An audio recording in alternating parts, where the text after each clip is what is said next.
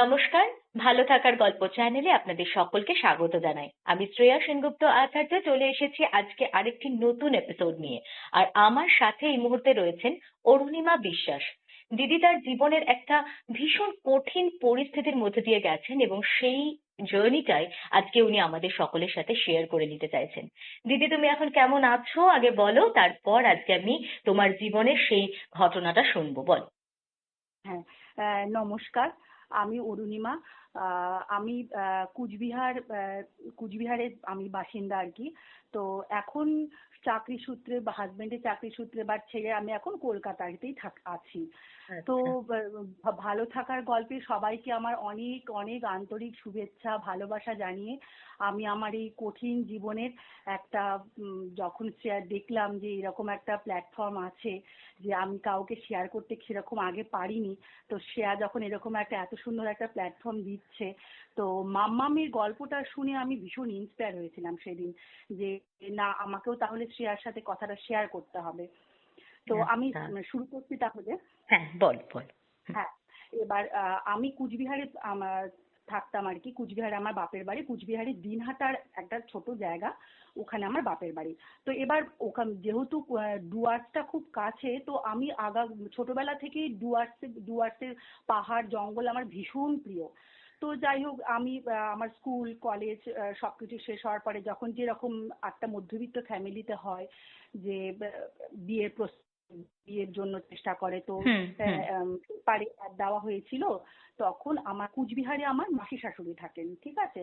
তো মাসি শাশুড়ি আমাদের সাথে যোগাযোগ করেন, এসো। তো সেই সূত্রে আমার হাজবেন্ডের বাড়ি হচ্ছে মেঘালয়ের খুব সুন্দর একটা ছোট্ট গ্রাম বলতে পারো, তুরা।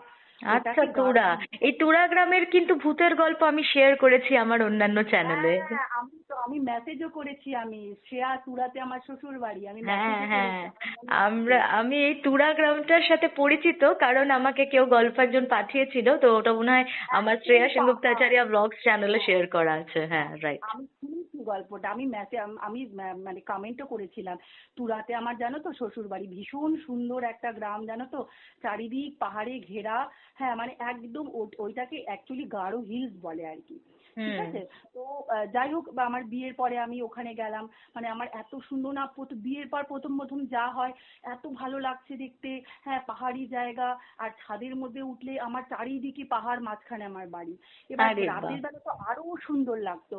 হ্যাঁ, ছোট ছোট লাইট জ্বলতো চারিদিকে। আমার ওইসব দেখে, পাহাড়, বৃষ্টি, মেঘ, ওসব দেখেই আমার দিন সুন্দর কাটছিল। 2012-তে আমাদের বিয়ে হয়। তারপরে আমার হাজবেন্ড তো ব্যাংকে আছেন আর কি। তারপরে আমাদের ছোট্ট ছেলে হলো, কোল আলো করে ছোট্ট ছেলে এলো আমাদের। তো ওর নাম আদি, আমার নাম মানে আমার আর আমার হাজবেন্ডের নাম, দুজনের নাম মিলিয়ে আদি নাম রাখা হয় আমার ছেলে। তো ছেলের যখন তোমার 8 মাস বয়স, তখন আমার হাজবেন্ড ট্রান্সফার হয়ে, মানে টুরা থেকে ট্রান্সফার হয়ে, আমরা পুরো আসামের, তো আমাদের ব্রন ব্রট আপ সমস্ত ওই দিকটাতে আমার হাজবেন্ডের। তো আমাদের আচ্ছা। আত্মীয় স্বজন সবাই ওই দিকে থাকে, আমাদের কলকাতায় কেউই নেই বসে এরকম বলতে গেলে। তো যাই হোক, তারপরে ইসেতে হলো কি বলে, ওখান থেকে আসাম বরপেটা বলে একটা জায়গা আছে, ওখানে উনি ট্রান্সফার হয়ে আসলেন। তারপরে ওখানে 8 মাস ছেলের ভালো, প্রথম 1 বছরের জন্মদিন হলো, খুব ভালোই দিন কাটছিল। তারপরে 2 বছরের জন্মদিনে আমার আমার আমার বাড়িতে আমার বাবা সেলিব্রেট করলো বিশাল করে। তখন থেকে না, তার আগের থেকে কিছুদিন আগের থেকে আমার এরকম বাঁ দিকের ব্রেস্টে একটু ব্যথা ব্যথা হচ্ছিল। তো সবাই বলে যে বাচ্চা দুধ না খেলে ওই ইয়েটা দুধ জমে যায়। আমি ডাক্তারও দেখিয়েছিলাম, ডাক্তারও সেটাই বলেছে যে দুধ জমে গেছে। ওখানে আবার দুধকে আবার গাখির বলে, ঠিক আছে, অ্যাসামিস ল্যাঙ্গুয়েজে। আচ্ছা। হ্যাঁ, তো বলি গাখিরটাকে বের করে দিলে ওটা ইয়ে হবে, তো ঠিক হয়ে যাবে। তো দুধ বের করতাম, সেটাও ইয়ে ছিল, কিন্তু তবুও আমার না ব্যথা কমতো না। তারপরে কি হলো, এইভাবে না 3-4 মাস কেটে গেল। ছেলের 2 বছর জন্মদিনের দিন আমার ভীষণ ব্যথা হয়। তো যেহেতু বাড়িতে বড় অনুষ্ঠান ছিল, বাপের বাড়ির কথা বলছি এটা। হুম হুম। তারপরে ওখানে অনুষ্ঠান করে তারপরে আমি যখন আমার বরপেটায় ফিরে এলাম, তো এবার তো আমাকে ডক্টর দেখাতে হবে। কারণ ওই জায়গাটার, মানে একটা মানুষ যা, মানে মানে আমাদের ওইদিককার কুচবিহার ডিস্ট্রিক্টের এখনো মানুষের মানে কিরকম কি বলবো, গ্রাম্যই বলবো, মানে ওরা না ভীষণ সরল সাদা হয় জানো তো। মানে ওরা এই যে এত বড় শহর, এত ডাক্তার, হসপিটাল সম্পর্কে অবগতই নয়, মানে আমরা আচ্ছা, অবগতই ছিলাম না এরকম। হ্যাঁ, তারপরে কি হচ্ছে ব্যাপারটা এমনি আমার তো শুধু মনে পেনই হয় হচ্ছিল, তোমার কোনো জায়গায় কোনো মানে কোনো একটা নাম কিছু ছিল, শক্ত লাম্পস টাম্পস কিছু শক্ত হাতে ফিল ছিল, হয়নি? হ্যাঁ হ্যাঁ, ফিল হয়েছে, ফিল হয়েছে, আচ্ছা, আচ্ছা। শক্ত ফিল হয়েছে। হুম। আমি বরপেটা ডক্টরকে দেখালাম, ডাক্তারবাবু ওই একই কথা বললেন যে গাখিরটা তোমার জমে গেছে, যার জন্য ছেলে না আমার ওই দিকে দুধটা সাক করতো না, নিপিলটা দাবানো ছিল। এটাও কিন্তু একটা খুব খারাপ সিমটম জানো তো, এটা আমার একেবারেই জানা ছিল না। নিপিলটা যদি কারো দাবানো থাকে এটা কিন্তু খুব খারাপ সিমটম একটা। তো যাই হোক, তারপরে আচ্ছা, মানে যেহেতু ওটা ও সক করতে পারতো না তার মানে? পারতো না, পারতো আচ্ছা। না, আমাকে হাত দিয়ে টেনে নিপিলটাকে ওর মুখে ঢুকিয়ে দিতে হতো। হ্যাঁ, তবে গিয়ে ও থাক করতে পারতো ওটা। তো ওকে। যে ও অত ধৈর্য থাকতো না জন্য ও ডান দিকে একটাই খেয়ে যেত। যাই হোক, তারপরে এরকম হওয়ার পরে তারপরে আমি ঠিক না, এবার তো ডক্টর দেখাতেই হবে। ওই জায়গাটা না আস্তে আস্তে না নীলচে টাইপের হয়ে যাচ্ছে। যাই হোক, তারপরে হুম, আমরা ওখান থেকে প্রায়ই আমরা খুব গুয়াহাটি আসতাম, আমরা আমাদের হুম, গাড়ি করে ওখান থেকে তাও মোটামুটি মনে করো বরপেটা থেকে 3 সাড়ে 3 ঘন্টা তো লাগে। তো আমরা ভেবেছিলাম একটু ছোট আউটিংও হয়ে যাবে, আমাদের এক দাদার বাড়িও আছে, আমরা ওখান থেকে ডক্টর দেখিয়ে আসবো। বিশ্বাস করবে না শ্রেয়া, আমি ব্যাগে 2টো জামা, আমার টুকটাকি মানে 2টো নাইটি, 2টো জামা, এরকম বাচ্চা যাবতীয় জিনিস, আর হাজবেন্ড তো আমার 1 জামা কাপড়ে বেরিয়ে এসছেন, একটা হয়তো ঘরে পড়ার শর্টস নিয়েছিল। তো ডাক্তার যখন দেখালাম, গুয়াহাটির সব থেকে বড় যে হসপিটাল ছিল সেখানে যখন আমি ডাক্তার দেখালাম, একটার পর একটা না ডাক্তার আমাকে দেখেই যাচ্ছে। তখন আমি অত মানে অ্যাসামিজ মানে দেখবে অ্যাসামিজ ভাষার বাঙালি ভাষার মধ্যে না অনেকটা মিল আছে, কিন্তু হুম, তুমি হুম, বুঝতে পারবে। হুম, কিন্তু হুম। না কিছু কিছু কিছু কিছু জিনিস থাকে, তুমি একটু সেটাকে বুঝতে ডিফারেন্স পারবে আছে, না। মানে আমিও একটু দেখেছি different। লেখাগুলো ইভেন, মানে আমাদের এখানে যেটা লেখা থাকে সিটি সেন্টার, আমি আসামে দেখেছিলাম চিটি সেন্টার, এরকম টাইপের, মানে একটু একটু ডিফারেন্ট হ্যাঁ আছে। হ্যাঁ হ্যাঁ, হ্যাঁ হ্যাঁ। হ্যাঁ হ্যাঁ। তো আমি না ওই যেমন গাখির, এটা আমি জানতাম না যে গাখিরকে দুধকে গাখির বলে এটা। তারপরে না উলাইলি, মানে এরকম কিছু একটা কিছু কিছু মানে ল্যাঙ্গুয়েজ আছে, আমি না আধা আধা বুঝতে পারছি। তা সবাই মুখ চাওয়াচাওয়ি করছে, আমাকে এক হসপিটাল থেকে আরেক হসপিটালে ট্রান্সফার করলো। তারপরে একটার পর একটা টেস্ট করা হচ্ছে। আমাকে ওখানে না যখন প্রতীক্ষা বলে এক হসপিটালে এক মহিলা ডক্টর দেখলেন, তো আমাকে খালি উনি একটাই কথা বলে, অরুণিমা, জীবনটা না অনেক বড় জানো তো, জীবনটাকে বাঁচতে শিখতে হয়। তো এইটুকুন জিনিস নিয়ে তুমি ভয় পেলে কি হবে। কিন্তু আমার তো বিশ্বাস করবে না শ্রেয়া, তখন কোলে 2 বছরের সন্তান, হ্যাঁ, প্রচন্ড জেদি, প্রচন্ড খিটখিটে, সারাদিন এ হসপিটাল ও হসপিটাল করে বেড়াচ্ছে। ও তো বাচ্চা, ওরই আর কত বা ইয়ে আছে।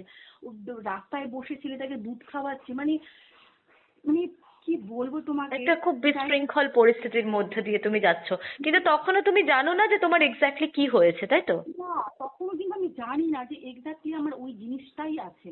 হুম, তারপরে প্রতীক্ষার থেকে আমাকে তখন এফএনসি করতে বললো। হুম, আচ্ছা, এফএনসি এবার আমরা তো গুয়াহাটিতে জানি না কোন ল্যাবে কি আছে না হুম, আছে। ওই হুম, ল্যাবরেটরিতে যখন আমাকে একবার এফএনসি করলো, এফএনসি করার পর আমাকে বলে ম্যামোগ্রাফি করতে। আমি তো জানিই না ম্যামোগ্রাফি কি জিনিস। হুম। তারপরে যাই হোক, ম্যামোগ্রাফি করলো। তখন ছেলেটা পরিত্রাহী চিৎকার, শ্রেয়া বিশ্বাস করবে না কি কান্না, ও আর থাকতে চাইছে না। একে তো গরম, হ্যাঁ, তার মধ্যে এক হসপিটাল আরেক হসপিটাল আহারে। ঘুরে বেড়াচ্ছে। হুম। হ্যাঁ, কোলের মধ্যে ঘুমিয়ে পড়ছে, এবার ওকে খেলনা দিয়ে ভুলিয়ে ভুলিয়ে রাখার চেষ্টা করছি। ওই ম্যামোগ্রাফি করা অবস্থা আমার এখনো মনে আছে। বাচ্চাটাকে হসপিটাল একটা স্টোরে নিয়ে গেছে, খেলনা স্টোরে। ও আমার কাছে 800 টাকা দাম একটা বাইক, ওই বাইকটা আমাকে কিনে দিতে হয়েছে।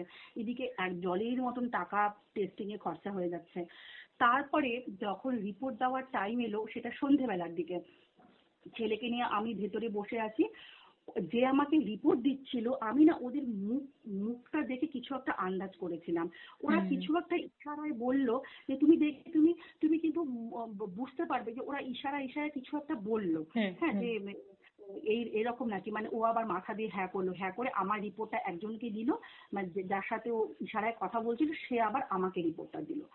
তারপরে রিপোর্টটা দিয়ে এবার আমার ননদের কথায় আসি। এবার আমার দিদিভাই, ও বিয়ে সূত্রে কলকাতায় থাকে। এবার ওর হাজবেন্ড থাকে আর তোমার নিজের দিল্লিতে। ননদ উনি? আমার নিজের ননদ, আমার একটা দেওর একটা ননদ। মানে বিশ্বাস করবে না, মানে আমার শ্বশুর বাড়িতে এত ভালো শ্রেয়া, মানে আমি এরকম খুব ভাগ্য করে আমি এরকম ননদ পেয়েছি। তারপরে দিদিভাই তখন চিন্তা করো কি অবস্থা, ওরা তখন পুরীতে ঘুরতে গেছিল। তো সেই সময় বাইরে দাঁড়িয়ে আমার হাজবেন্ড দিদিভাইকে, পাশে একটা না ছোট্ট বালাজি মন্দির ছিল, তো আমি আবার ছেলেকে নিয়ে আবার ওখানে গেছি।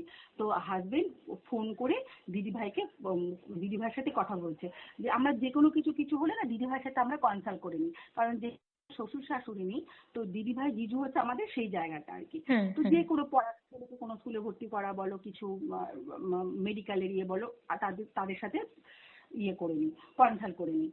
তো তারপরে দিদিভাইকে যখন ইয়ে করে, তখন ওরা পুরীতে বেড়াতে গেছে।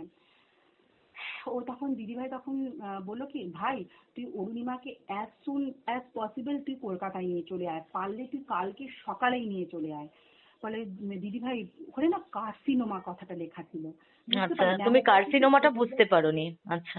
না, আমরা হুম জানি না কার্সিনোমা মানে যে ক্যান্সার, আমি জানি না আমরা। হুম মানে হুম। এই ওয়ার্ডটা আমাদের কুচবিহার ডিস্ট্রিক্টের অনেকেই জানে না এই ওয়ার্ডটার মানে কি। হ্যাঁ, মানে ক্যান্সার সেলস বলতে কার্সিনোমাটা অনেকেই বোঝে না, সেটা হতেই পারে। হ্যাঁ। হুম। জানি না, মানে আমরা না আগে তো কোনোদিন হচ্ছে মানে আমি, আমার বাবা হাই স্কুলের টিচার, একদম ছাপোষা মধ্যবিত্ত ঘরের একটা আমরা ফ্যামিলি। আমিও স্কুল করতাম পড়াশোনা শেষ করার পরে।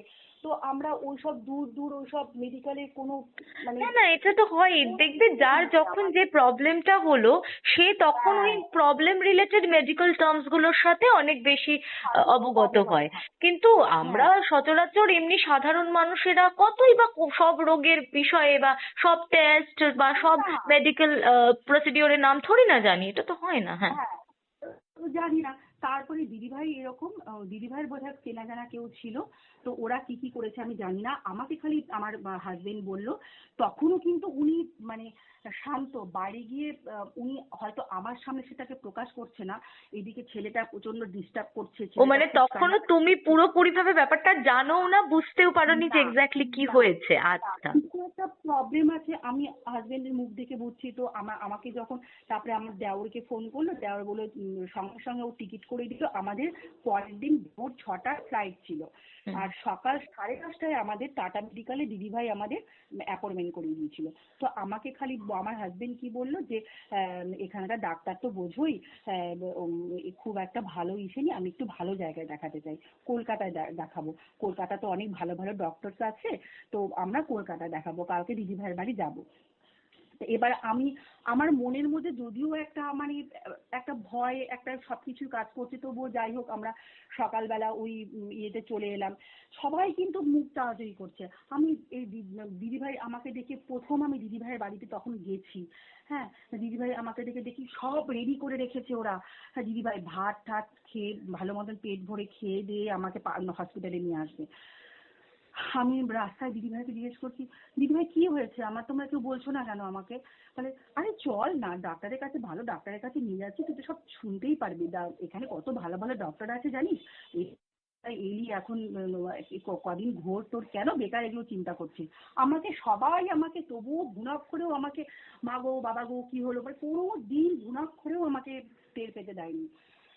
তারপরে শ্রেয়া, আমি যখন হসপিটালের দিকে যখন গাড়ি গেল, হসপিটাল থেকে নামলাম, ওপরে লেখা টাটা মেডিকেল সেন্টার। আমি গুগলে বা ফেসবুকে, তখন তখন অর্কুট ছিল, 2012 সালে তখন অর্কুট ছিল, ফেসবুক কিন্তু তখন এতটা ছিল না। হুম। তারপরে আমি দেখলাম টাটা মেডিকেল সেন্টার। আমি হাজবেন্ডকে বললাম, কি গো, টাটাতে তো সবাই ক্যান্সার পেশেন্টরা আসে, তুমি আমাকে এখানে কেন নিয়ে এসছো? তারপরে যাই হোক, বলে কি তুমি চলো তো, এখন তাড়াতাড়ি চলো তো, ওখানে অনেক প্রসিডিওর থাকে। তোমার প্রথমে গিয়ে একটা এমআর কার্ড করাবে, তোমার ফটো নিয়ে, হ্যাঁ, নতুন পেশেন্টদের অনেক প্রসিডিওর থাকে। তারপরে করার পর সবকিছু হলো, হওয়ার পর আমাকে ডাক্তার দেখলো। জুনিয়র ডাক্তার দেখার পর সিনিয়র ডাক্তারকে ডাক দিল। আমাকে ডাক্তার দেখে বলছে, হাজবেন্ডকে ডাক দিল, দেখে বলছে, দেখুন জায়গাটা, স্কিনটা না, স্কিন টোনটা চেঞ্জ হয়ে যাচ্ছে, চারিদিকে সাদা, মাঝখানের ওই নিপিলের ওই আশপাশটা নীল নীল নীল নীল হয়ে গেছে, বুঝতে পারলে? তো এটা একটা খুব খারাপ সিমটম। তো যেহেতু আমার ম্যামোগ্রাফিটা আগের দিনকেই করা হয়েছিল, মানে হুম আজকে ম্যামোগ্রাফি করা হয়েছে, আমি কালকে রাতে ম্যামোগ্রাফি করা হয়েছে, আমি আজকে কলকাতায় এসেছি। হুম তো হুম। ওই জন্য আমার আজকে আমাকে ম্যামোগ্রাফি দেয়নি, আমাকে ডাইরেক্ট বায়োপসি দিয়েছে। আচ্ছা। হুম তারপরে বায়োপসির রিপোর্ট আসতেও তোমার অনেক দিন লাগবে, তারপরে তো অনেক ব্লাড টেস্ট ফাট টেস্ট করে আমাকে ডাক্তার খালি বললো तुम ठीक हो जाओगी, कोई चिंता की बात नहीं है, तुम ठीक हो जाओगे, আমাকে বারবার এরকম করে বলছে। তখন আমি কিছুটা আন্দাজ করতে পেরেছি, কিছু তো হলেও আমি বুঝতে পারবো। হুম তখন আমি হুম। মোটামুটি আন্দাজ করে নিয়েছি যে এরকম কিছু একটা হতে পারে। তারপরে যাই হোক, তারপরে তখন জানো তো প্রাক্তন সিনেমাটা রিলিজ করেছিল। তো আচ্ছা। 7 দিন পরে আমার বায়োপসি রিপোর্ট দেবে, সবাই তটস্থ বাড়িতে। দিদিভাই আমাকে এদিক নিয়ে যাচ্ছে, ওইদিক নিয়ে যাচ্ছে, বেড়াতে নিয়ে নিয়ে নিয়ে যাচ্ছে, জামা কাপড় কিনে দিচ্ছে। মানে বিশ্বাস করবে না, একটা ননদ যে একটা ভাইয়ের বউর জন্য যে এরকম করতে পারে, সে আমি মানে স্বপ্নেও ভাবতে পারি না যে একটা ননদ একটা ভাই বউর জন্য এরকম করতে পারে। আমাকে ভুলিয়ে ভালিয়ে রাখার চেষ্টা করছে, ভিক্টোরিয়া নিয়ে গেল, নতুন সত্যি জায়গা। তাই, তুমি কপাল করে শ্বশুর বাড়ি পেয়েছো, মানে এটা আমাদের প্রত্যেকটা মেয়ের হয়তো স্বপ্ন থাকে, বাট 90% মেয়ে কিন্তু এই জায়গাটা ভীষণ ভাবে চেয়েও পায় না। তো ইউ হ্যাঁ, ভেরি আর লাকি। আমি না মনেই হচ্ছে না যে ও আমার ভাই বউকে ইয়ে করেছে, ছেলেকে ও সামলাচ্ছে, ছেলেকে ও ইয়ে করছে। তারপরে দেখো মাঝে মাঝে আরো কি, ও না এটা হচ্ছে তোমার ইয়ের পরে, কি বলে, বায়োপসির পরে। বায়োপসি করলে, এবার বায়োপসি করার পর ওই জায়গাটা তোমার তো ইয়ে হয়ে থাকে, কি বলে, কাটা মানে কি করে, ওই জায়গাটা শক্ত হয়ে গেছিল, তো ওরা একটা ইঞ্জেকশন দেয়। আচ্ছা। এবার আমাকে ওপিডিতে নিয়ে গেল, ওপিডি নিয়ে গিয়ে ইঞ্জেকশন দিয়ে তারপরে জানো তো ওই জায়গাটাকে যে একটুখানি নরম করে নিল। তারপরে না স্ট্যাপলার টাইপের একটা তোমার মেশিন আছে, হুম হ্যাঁ, যে হুম ওই জায়গা থেকে কিছু একটা বের করে নেবে, টিস্যু বা যাই হোক ওদের কিছু হুম একটা বের করে হুম নিয়ে ওই জায়গা থেকে ইয়ে করা। খুব কমই লাগে তখন, আমার আর ব্যথার চিন্তা করলে তো আর হবে না। হুম। ছেলে ছোট, ছেলে প্রচন্ড ব্রেস্ট ফিডিং করে, মামা একটু দদ দেবে, মামা একটু দদ দেবে, ওই জায়গাটা তো আমার ইয়ে করা। এবার আহা। সঙ্গে সঙ্গে ব্রেস্ট ফিডিং বন্ধ করে দিতে বলেছেন। আর তখন তারপরে ডান দিকেটাতে কি করতো দিদিভাই, ওই লিকুইড সিঁদুর আছে না, হুম। লিকুইড সিঁদুর দিয়ে ওই জায়গাটাকে ইয়ে করে রাখতো। না বাবা দেখো মামামের এই জায়গাটা তো একটুখানি ডক্টর দেখেছে, এই জায়গাটা না খেতে না করেছে। মানে ছেলে বলছে মামা তাহলে একটু ধরে থাকি, একটু ধরে থাকি। হ্যাঁ, মানে বিশ্বাস করবে না শ্রেয়া, আমার দিদি ভাই, আমার নন্দাই, আমার হাজবেন্ড সারা রাত ছেলেকে নিয়ে জাগা। ভোর 6টার সময়, ওর তো দুধের নেশা, ও তো ভোর ভারী 6টায় ছোট। হ্যাঁ সে তো বুঝি তো। এ তো না, ওদেরকে তো রেসিস্ট করতে পারছে না, ও ওর তো একটা ওই না, জায়গাটাতে ওর তোমাকে নেশা ভীষণ ওটা। ভাবে চাইছে। হ্যাঁ। হ্যাঁ, ওর নেশা ওটা ওর। এবার ভোরবেলা যখনই ঘুম ভাঙছে, মা দাদু, আমাকে তো এদিকে সরিয়ে রেখেছে দিদি ভাই, জিজু আর আমার হাজবেন্ড গার্ড করে আছে আমার ছেলেকে, আমাকে সাইডে দিয়েছে। তারপরে এটা ওটা খেয়ে কি খাবে, ও কি ভালো, এবার বাচ্চা যা হয়, কত হাজার টাকার গাড়ি ওকে আমি কিনে দিয়েছি আমার দিদি ভাই, তুমি ধারণা করতে পারবে না। তারপরে যাই হোক, এবার আস্তে আস্তে 7 দিন হয়ে যাচ্ছে, তোমার বায়োপসি রিপোর্টের সময় আসছে, সবার তো মুখ চোখ শুকিয়ে আসছে। তার আগের দিনকার প্রাক্তন রিলিজ করেছে। তো আমার নন্দাই বললো চল অরুণিমা, চল সিনেমায় যাবো। বললাম জিজু তোমার মাথা খারাপ হয়েছে, কালকে আমার বায়োপসি রিপোর্ট দেবে, তাতে কি হয়েছে, চল না। চল তো, বাদ দে তো, জীবন একটাই, জীবনটাকে এনজয় কর। গেলাম, সিনেমা জোর করে নিয়ে গেল, সমস্ত কিছু করে টোরে তারপরে সকাল সিনেমা টিনেমা দেখে এসে পরের দিনকে আমরা সকালবেলা সবাই রীতিমতন রেডি ফেডি হয়ে, ননদের মেয়ে, আমার ছেলে, সবাইকে নিয়ে আমরা সপরিবারে আমরা হসপিটালে গেলাম, কারণ জানি সেদিন কিছু তো একটা ব্যাপার তো হতে চলেছে। নন্দাই বাইরে, ননদের মেয়ে আর আমার ছেলেকে নিয়ে বাইরে, আর ভিতরে আমি, দিদিভাই আর হাজবেন্ড ঢুকেছি। এবার আমার টার্ন এলো, ডক্টর আমাকে সামনে বলল অরুণিমা বসো, আমাকে পাশে বসালো। আমার 30 বছর বয়স তখন, 28-এ আমার বিয়ে হয়েছে, 28 বছর বয়সে আমার বিয়ে হয়েছে, 29 গিয়ে 30-এ আমি পড়েছি। হ্যাঁ, তারপরে ডাক্তার আমাকে খালি বললো কি অরুণিমা कैसे हो बोलो, ওকে খুব ভুলানোর চেষ্টা করছে। নেই স্যার আর দিদি ভাই আর হাজবেন্ড না জলের বোতল নিয়ে আমাকে গার্ড করে আছে। অরুণিমা জল খাবি, অরুণিমা একটু জল খা, জানি গলাটা শুকিয়ে যাচ্ছে, একটু জল খা, বারবার দিদি ভাই এরকম করে বলছে আমাকে। তারপরে আমাকে डॉक्टर ये सब কথা টথা বললো, তারপরে বলে हाँ हाँ रुको ना, इतना जल्दी क्यों है, रुको ना, मैं देख रही हूँ तुम्हारा रिपोर्ट, मैं देख रही हूँ, रुको। তারপরে উনি ইয়েতে দেখছে, কম্পিউটারে দেখছে, দেখে দেখে তারপরে আমাকে যখন বলল, অরুণিমা ক্যান্সার তোমারা হ্যাঁ, বিশ্বাস করবে না শ্রেয়া, মানে এই টার্মটা যখন আমাকে বললো না, আমার সাডেনলি আমার সামনটা পুরো ব্ল্যাক আউট হয়ে গেল। আমি আস্তে আস্তে আমি শুনতে পাচ্ছি কি কি সব অনেক আওয়াজ আসছে আমার দুই কানের পাশ দিয়ে। আমি আস্তে আস্তে ওখান থেকে উঠে দরজা খুলে বাইরে করিডোর দিয়ে আমি আস্তে আস্তে ওখানে আমি কি হয়েছে আমি জানি না। তারপরে যখন আমার হোশ এলো, আমি তখন ওপিডিতে শুয়ে আছি। দিদিভাই পায়ের তলা মালিশ করছে, নার্স এসে হাতি করছে, আর দিদিভাই বলছে, এই অরুণিমা কি হয়েছে, ওর কিচ্ছু হবে না, সবাই আছি, তোকে বাঁচতে হবে। আমি যে তখন আমি দিদিভাই, ছেলের দায়িত্ব কিন্তু তোমার থাকবে, তুমি ছাড়া আমার ছেলেকে কেউ ভালো রাখতে পারে না।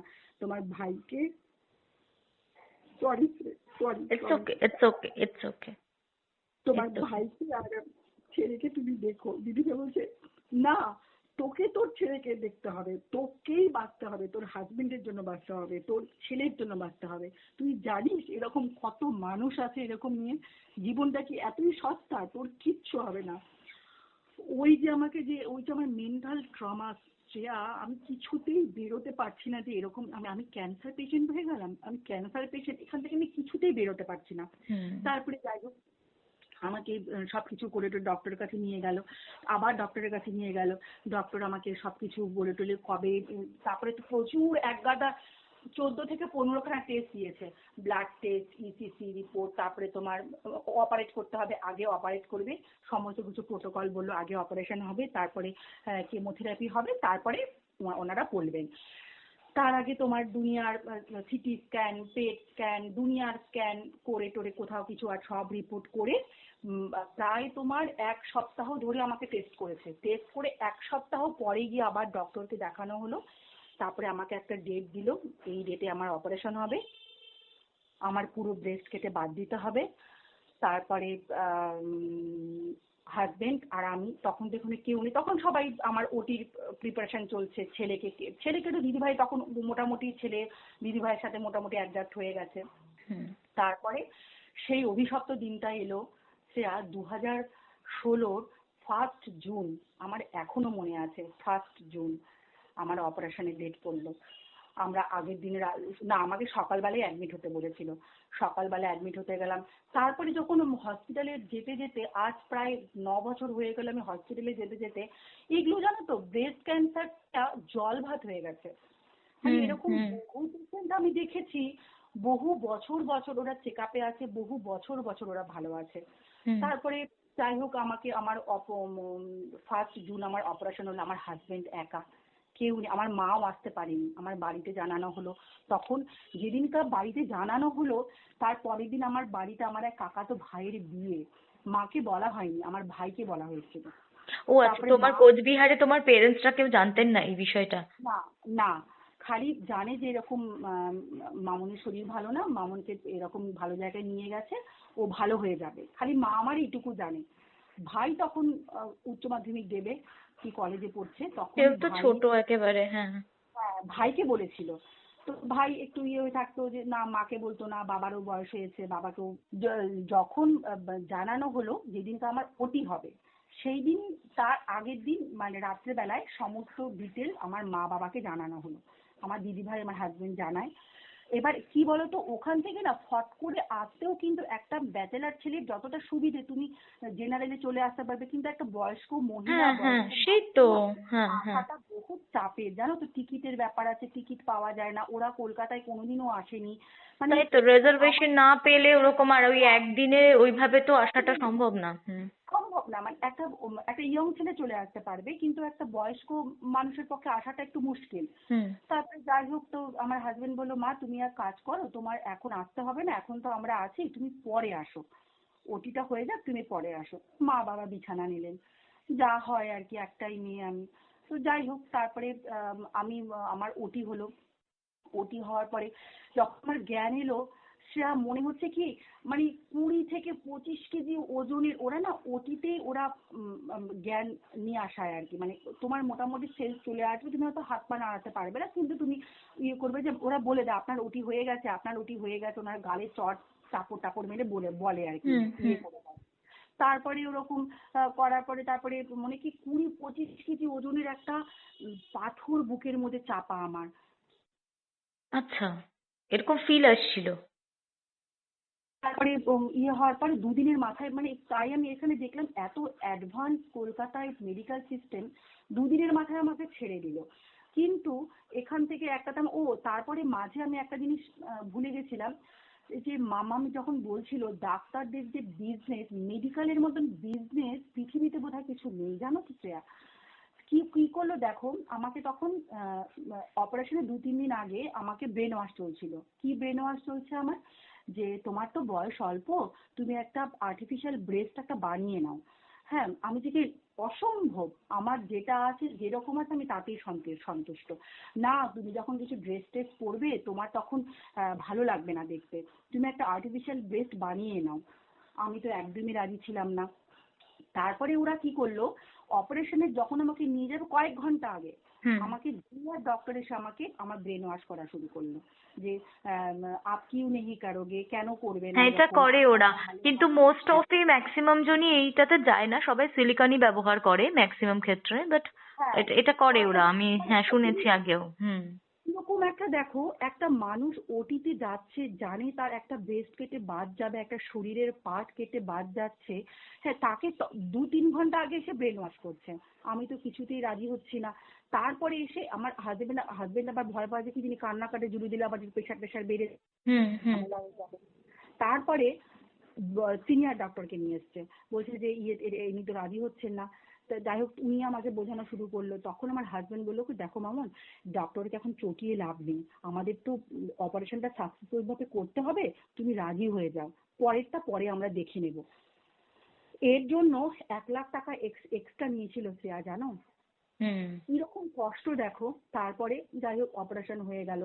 ওরা কি করলো, ভেতরে একটা না বেলুন টাইপের কিছু একটা ঢুকিয়ে দিয়েছিল, বুঝতে আচ্ছা। পারলে? আচ্ছা। তারপরে পাশে মানে ঠিক আন্ডার আর্মসের নিচ দিয়ে যে তোমার জায়গাটা আর কি, ওই জায়গায় একটা পটের মতন করেছিল, যে ওই দিক দিয়ে একটা ইঞ্জেকশন পুশ করে করে আমাকে প্রত্যেক সপ্তাহে সপ্তাহে গিয়ে ইঞ্জেকশন পুশ করে করে আমাকে ওই বেলুনটাকে ফোলাতে হবে।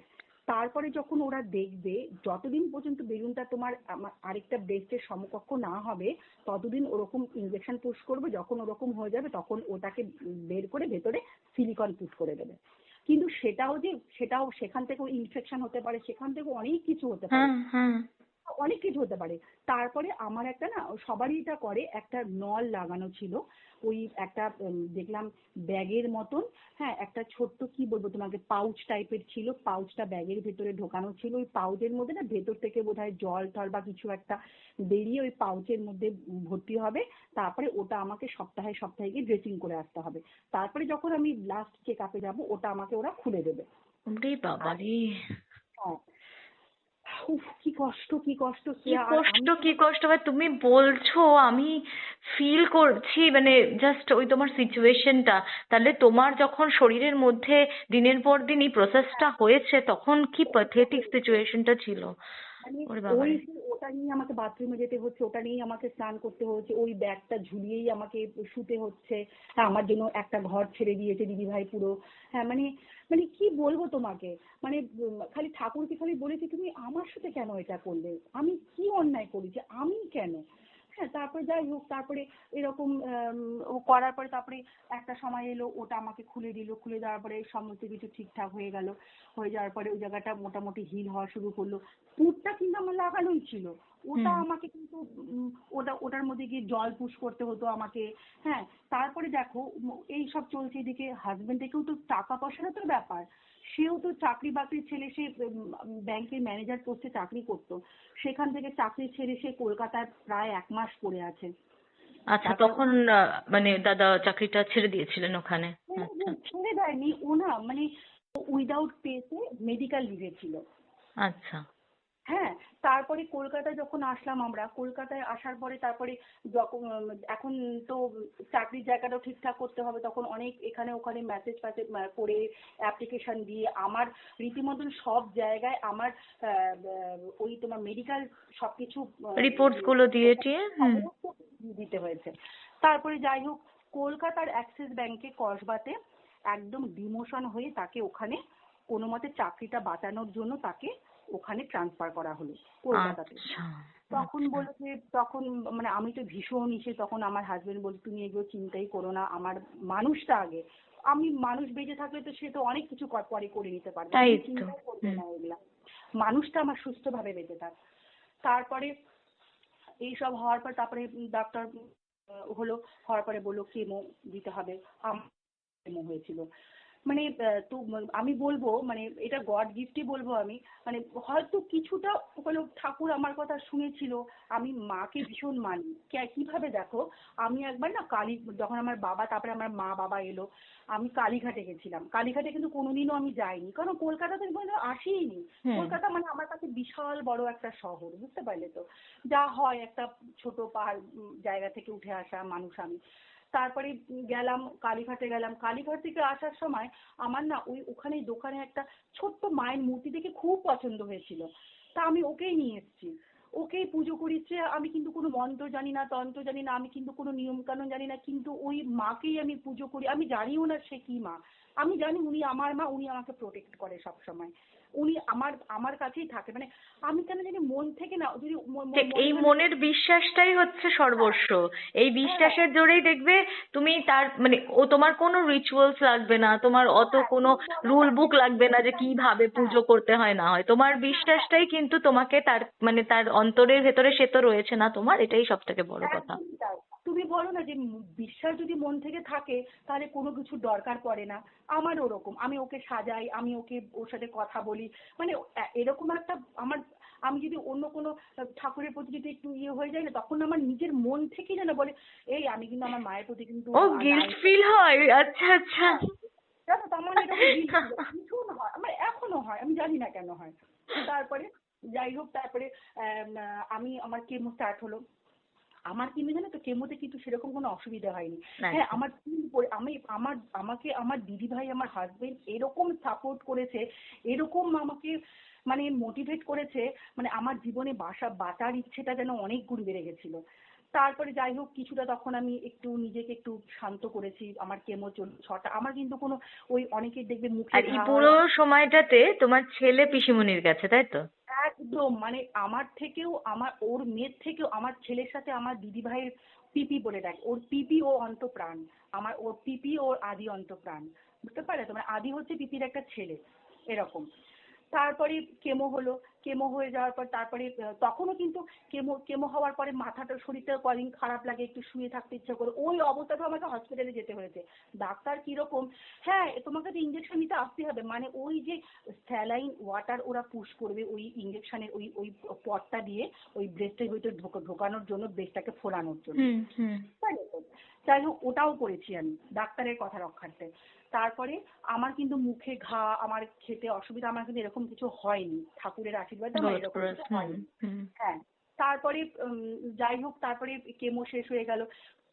কেমোর সময় কি হয় জানো তো, ডাব্লিউবিসি ব্লাড প্রচুর কমে যায়, এটা হয়, এটা এটা এটা নর্মাল, মানে হিমোগ্লোবিন প্রচুর নেমে যায়। তো হুম হুম। আমাকে প্রথমে বোতল ব্লাড দেওয়া হয়, ব্লাড দিয়ে আমার কেমো স্টার্ট হয়। হুম। তারপরে ফোর্থ কেমোটার সময় আমার লাস্ট কেমোটার আগে আমার ওরকম আমার জ্বর আসে, জ্বর আসলে সঙ্গে সঙ্গে হসপিটালাইজ, মানে 7 দিন, 7 দিন আমাকে ওই আবার হসপিটালে থাকতে হলো। আবার সেই কিছুই কিন্তু না, ওরা একটা তোমার কি বলে ওটাকে, স্যালাইন দিচ্ছে, আর এভরিডে ব্লাড টেস্ট হচ্ছে, আর বাঁ হাত তো আমার পুরো অকেজো।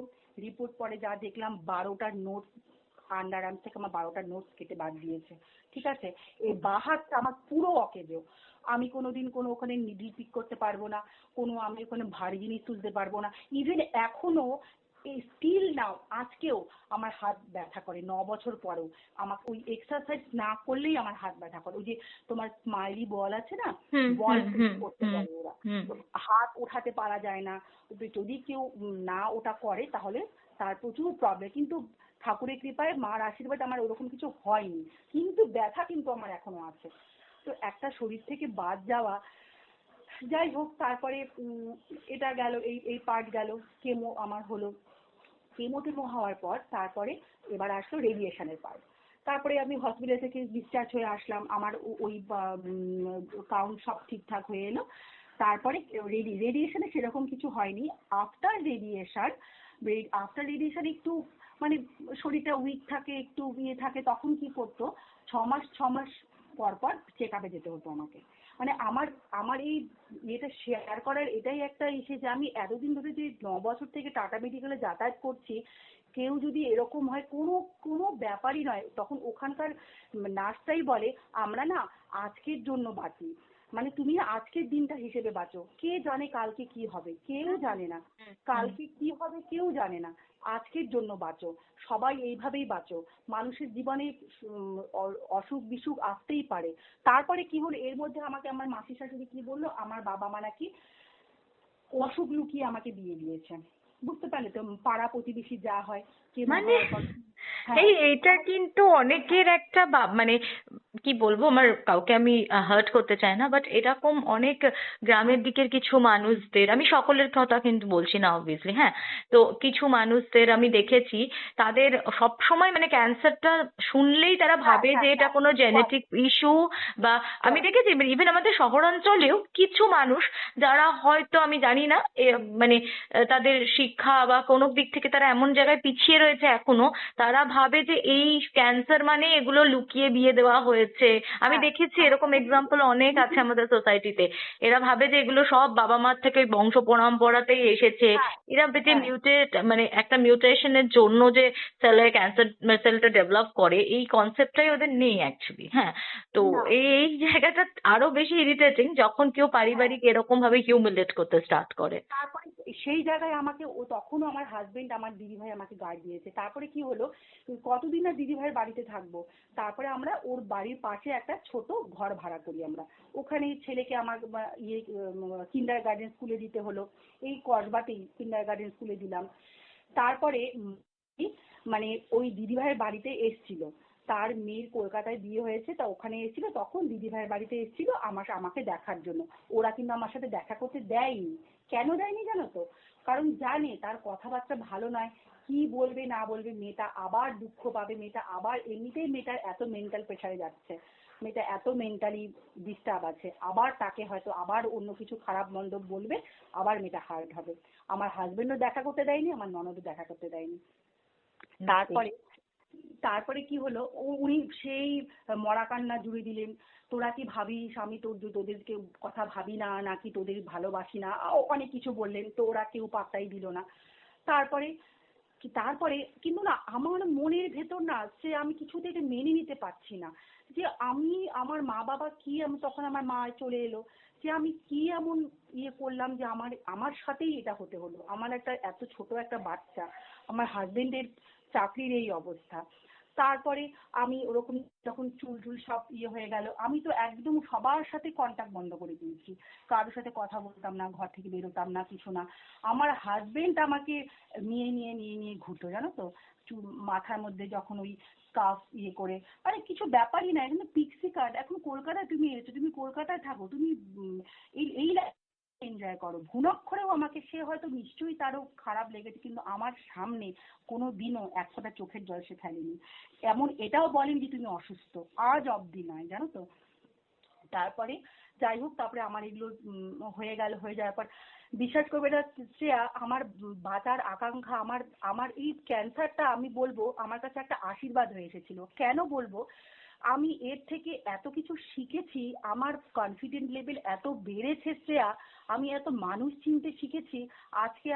আজকের ডেটে দাঁড়িয়ে 2012 আর এটা 2025, আমি আজকের ডেটে দাঁড়িয়ে কলকাতায় সব আমি একা করতে পারি, ছেলের স্কুলে পড়ানো, ছেলের স্কুলে ভর্তি হওয়ানো, ছেলেকে পড়ানো, যাবতীয় কাজ, হসপিটালে নিজের খেয়াল রাখা, নিজের টেক কেয়ার করা, সব কিছু আমি একা করছি। তারপরে আমার হাজবেন্ড কলকাতায় আসলো, তারপরে ওই চাকরিটা ছেড়ে দিল, তারপরে লকডাউন পড়ে গেল। লকডাউনে সে তখন অন্য একটা ভালো চাকরির অফার আসলো মিজোরামে। মিজোরাম মানে কি বলতো, নর্থ ইস্টের লোকদের না কলকাতার এদিকে ওয়েস্ট বেঙ্গলে কেউ ট্রান্সফার দিতে চায় না, এটাই হচ্ছে সব থেকে আচ্ছা। বড় হুম প্রবলেম। হুম। কেন যায় না, ওইসব জায়গাগুলোতে তো গন্ডগোল এরিয়া, তো আমাদের তুরাও কিন্তু খুব মানে টেরোরিস্টের এরিয়া, জানো তো, ওকে। মাঝে মধ্যে ও গন্ডগোল হয়, মাঝে মধ্যে তুমি শুনবে একে গুলি করে দিচ্ছে, ওখানে বন্ধ হয়ে যাচ্ছে, হুম এরকম মাঝে মধ্যে হয়। হ্যাঁ, মিজোরামও গন্ডগোল, যেহেতু ট্রাইবাল এরিয়া, তো তো গন্ডগোল তো লেগেই থাকে। তো মিজোরামে তখন আমাকে আমার হাজবেন্ড বললো, মামুন আমার একটা না অফার এসছে। আমি বললাম যে বা ভালো তো। বলে যে কিন্তু আমি যাব না, তুমি কি পারবে? আমি হ্যাঁ আমি পারবো। তুমি যখন এত কিছু পেরেছো, তুমি যখন আমাকে নতুন একটা জীবন ফিরিয়ে দিয়েছো, তো আমি পারবো না? তুমি যাও, আমি পারবো, আমি সব সামলে নিতে পারবো। সেই 2020 না 21 যখন লকডাউন হলো তখন সে মিজোরামে গেল। তারপরে সে আস্তে আস্তে এখন ট্রান্সফার হয়ে ত্রিপুরাতে এসছে। ত্রিপুরায় সে এখন ক্লাস্টার হেড পজিশনে আছে বন্ধন ব্যাংকে। টোটাল ওকে। হোল্ড ত্রিপুরা সে হোল্ড করছে। হ্যাঁ, সে আগের অনেক ভালো পোস্টে সে চাকরি করছে। তো মানে আমার এটাই একটা আমার ইসে যে সবাইকে বলার একটা বার্তা যে ক্যান্সার হলে না কেউ বা যে কোনো কিছুতে না কেউ না ভেঙে পড়ো না। হ্যাঁ, জীবনটা না মানে মানে অনেক সুন্দর জানো তো, মানে জীবন। আর সব থেকে ডাক্তার আমাকে বলেছিল যে প্রথমে না নিজেকে আগে ভালোবাসো। তুমি দেখবে তুমি নিজেকে ভালো না বাসলে, তুমি নিজেকে ভালো না রাখলে তুমি কিন্তু কাউকে ভালো রাখতে পারবে না। ওই জন্য অনেক কাজের মধ্যে থেকেও না তুমি নিজের জন্য একটু টাইম বের। তো যাই হোক, তারপরে না আমার তখন মেন্টালি ছিল যে আমার সাথে যদি ও মায়াটা বাড়ায় তাহলে তো ও তো থাকতে পারবে না, আমার থেকে যেন দূরে সরে যায়। আর আমার হাজবেন্ড বললো, তুমি কেন ছেলেটাকে নিজের থেকে দূরে করছো? কেন তুমি দূরে করছো? তোমাকে তো ডাক্তার বললো তুমি ঠিক হয়ে যাবে, তুমি ভালো হয়ে যাবে, তুমি কেন এরকম করছো? তারপরে যাই হোক, তারপরে আমাকে এরকম দিদিভাই তারপরে এক সাইকিয়াট্রিস্টকে আমাকে দেখালো। প্রচুর সাইকিয়াট্রিস্ট দেখিয়েছি আমি, শ্রেয়া জানো তো সিটিংস নিয়েছি আমি। তারাও আমাকে অনেকভাবে মোটিভেট করেছে, তারাও আমাকে অনেকভাবে ইয়ে করেছে। মানে এই এই অসুখটা হলে মানে পরিবারের পরিবারের মানে সাপোর্টটা যে কতটা দরকার শ্রেয়া, মানে তোমাকে আমি বলে বোঝাতে পারবো না। একমাত্র একটা পরিবারই পারে একটা রাইট। মানুষকে এই জায়গা থেকে বের করে নিয়ে আসতে। হুম। তারপরে এটা হওয়ার পর তারপরে হঠাৎ সবকিছু ঠিকঠাক, আমি চেক আপ করছিলাম, ছেলেকে আমি ডিপিএস স্কুলে দিলাম, ঠিকঠাক ছিল। হঠাৎ করে কি হলো, একদিন আমার ছেলেকে আমি স্কুলে আনতে যাব, বিছানা থেকে কিছু জামাটা তুলে আমি পরবো, হঠাৎ করে আমার না কোমরে লাগলো। এবার কোমরে লাগলো, একটু কোমরে টান লাগলে যেরকম হয়। এবার ওই তাও যাই হোক ইয়ে করে আমি গেলাম ছেলেকে আনতে, ছেলেকে নিয়ে দিয়ে আসলাম। ওই যে আমার ব্যথা শুরু হলো বাঁ দিকটা, আস্তে আস্তে ব্যথা ব্যথা মানে প্রচন্ড অসহ্য যন্ত্রণা। 2 দিন গেল, 3 দিন গেল, অর্থোপেডিক দেখালাম, এই ডাক্তার দেখালাম, সেই ডাক্তার দেখালাম, কিছুতেই কিছু হচ্ছে না। পেন কিলার খাচ্ছি, যখন একটুখানি কমছে তারপরে আবার সেম কেস হচ্ছে। তা হঠাৎ করে একদিন রাত্রেবেলা না আমার ইউরিন বন্ধ হয়ে গেছে। মানে কিভাবে আমি বুঝলাম যে ইউরিন হয়নি রাত্রেবেলা, জল খাচ্ছি। তারপরে না সকালবেলা আমি চিন্তা করলাম, কাজের মধ্যে ছিলাম তো, আরে আমার ইউরিন তো কালকে রাত্রির থেকে হচ্ছে না, আমি কোনো সেন্সেশনও পাচ্ছি না। মানে ইউরিন আসার আগে যে একটা সেন্সেশন পাওয়া হুম যায় না, হুম হুম। ইউরিন পটি আসার ইয়েতে বা পায়ে যে একটা সেন্স থাকে, তা আমি না ওই সেন্সটা পাচ্ছি না। কি হলো, ইউরিন বন্ধ হয়ে গেছে। সাথে সাথে দিদিভাইকে ফোন করলাম, দিদিভাই বললো তুই রেডি হ, আমি আসছি। সঙ্গে সঙ্গে আমাকে নিয়ে করবার যে প্যাথোলজি আছে, হ্যাঁ ওখানে চলে গেলাম। সুরক্ষাতে ওখানে সমস্ত টেস্ট, যা যা ব্লাড টেস্ট, তারপরে তোমার কি বলে ওটাকে এক্সরে ফেক্সরে করে কিছুই ধরা পড়লো না। আমার নিয়ার হসপিটাল হচ্ছে রুবি হসপিটাল, আমাকে রুবি হসপিটালে ভর্তি করিয়ে দিল। রুবি হসপিটালে ক্যাথিড্রাল দিল, ক্যাথিড্রাল লাগিয়ে তারপরে আবার সেই আমার আরেক যুদ্ধ শুরু হলো।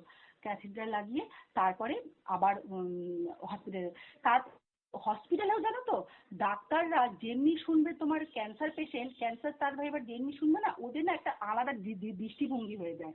হুম। বুঝতে পারলে তো, মানে ওপরে টাঙিয়ে দিবে কার্সিনোমা পেশেন্ট, ওপরে টাঙিয়ে দিল কার্সিনোমা পেশেন্ট। এবার ও। তারপরে হ্যাঁ যাই হোক, তারপরে এবার ওখান থেকে অঙ্কোলজিস্ট ডিপার্টমেন্ট থেকে ডক্টর আসলো। ডক্টর এসে আমাকে এমআরআই করতে পাঠালো। এমআরআই করে ইসে করে বলছে আপনাকে রেডিয়েশন নিতে হবে, ওটা রিল্যাপস করেছে।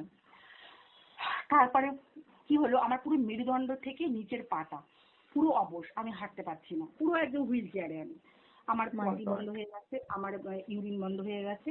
এটা তারপরে ফার্স্ট ওটিটার কত দিন পরে, মানে কত এটা বছর পরে? 18 মাস পর, 2017-এ আমার হলো, 17-এ ডিসেম্বর হতে হতে আমার সব কমপ্লিট হয়ে গেল। হুম সরি 2016 ডিসেম্বরে আমার কেমোথেরাপি রেডিয়েশন সব কমপ্লিট। হুম এবার তারপরে 16-17 পড়লো তো, হুম। 17-র এই মনে করো নভেম্বরের দিক থেকে আমার এই প্রবলেমটা শুরু হলো। মানে বলে যে আফটার কেমোথেরাপির 18 মাস পরে, সেটা আমি পরে জানতে পারলাম, পরে বলছি তোমাকে। হুম। তারপরে রুবি হসপিটালে করলো, করার পরে বলে তোমাকে রেডিয়েশন নিতে হবে, এই নিতে হবে। তারপরে এখন আমার বাড়িতে সবাই চিন্তা করলো যে আমি যখন টাটা মেডিকেলের একটা জায়গার আমার হিস্ট্রি আছে সব কিছু, তাহলে আমি ট্রিটমেন্ট করালে আমি ওখান থেকে করাবো, হুম আমি হুম নিজেকে কেন করাবো? হুম। আমি নিশ্চয়ই ওখান থেকে করাবো না, আবার নতুন করে সব আমাকে টেস্ট করাতে হবে, আবার নতুন করে সবই করাতে হবে, সেটা আমার টাটা মেডিকেলে লাগবে না। হ্যাঁ, ওখানে তো তোমার মেডিকেল হিস্ট্রি আছে ডক্টরের কাছে। হুম অবশ্যই আছে। আর হুম কিছুতেই আমাকে ছাড়বে না, শ্রেয়া বিশ্বাস করবে না, কিছুতেই আমাকে ছাড়বে না রুবি হসপিটাল থেকে। না পেশেন্ট হয়তো কিছু হয়ে যেতে পারে রাস্তায়, অমুক তমুক অনেক কিছু বলছে। তারপরে যাই হোক ডক্টররা আমাকে ভীষণ ভালোবাসতো, যেহেতু আমার ছোট বাচ্চাকে নিয়ে আমি যেতাম, বাচ্চাদের। তারপরে ডক্টর আমাকে আমার হাজবেন্ড ফোন করলো যে এরকম স্যার এরকম এরকম ব্যাপার, বললো যে অরুণিমাকে তুমি এক্ষুনি টাটাতে নিয়ে এসো। রাত্রে তখন রুবি হসপিটালে আমাকে ভর্তি করেছে সকাল 11টা 12টা।